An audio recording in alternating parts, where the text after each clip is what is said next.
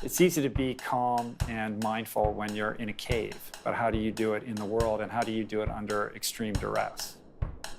That's what reveals character. As a kid, I was really sort of naturally insecure until I discovered drugs and alcohol, and that was like the miracle salve that solved every problem that up to that point I didn't know that I had. I was a pretty broken guy. It was a pretty dire, dark scenario. I woke up one day, hungover, and decided I'm finally ready to do something about this. And went off to rehab, and I was able to actually grab onto that rope and start doing that interior work. That was my first introduction to meditation.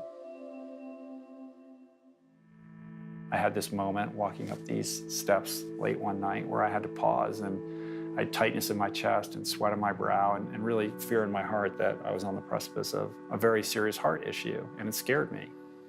And that began the process of me once again reconfiguring my life.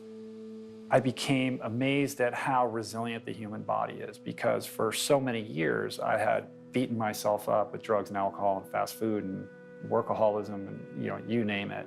And I realized that if my body could bounce back this quickly from all the terrible treatment that I've given it for most of my life, like, what is it really capable of? That's what introduced me to Ultraman. For people that don't know, it's a double Ironman distance triathlon, 320 miles that over a 3-day period circumnavigates the entire big island of Hawaii. It's insane. It's very easy to get freaked out and think, oh my gosh, I can't do this. Who am I kidding? Or this is too painful. I want to just stop. So a race like Ultraman, it's crucial to be able to anchor yourself in the present moment. You have to be able to let go of what just happened and what is in your near future and focus on what is happening right now. And the more you can do that, then all of that fear kind of evaporates. Your thinking mind is that pesky guy on your shoulder who's trying to talk you out of everything. And so the trick becomes learning how to tap into a higher state of awareness so that you can be mindful and you can be present. And that's the place you want to be in as an athlete, because that's when you're completely centered and focused.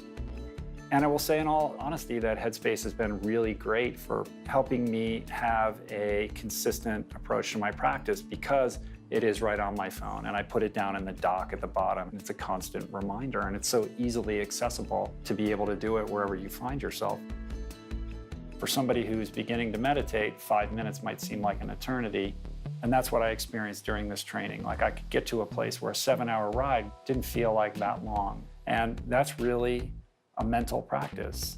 Yes, there's physical discomfort and the training is athletic and physical, but truly a race like Ultraman all comes down to your mental, emotional, and spiritual state. And that is really the defining characteristic that would define any champion in that regard.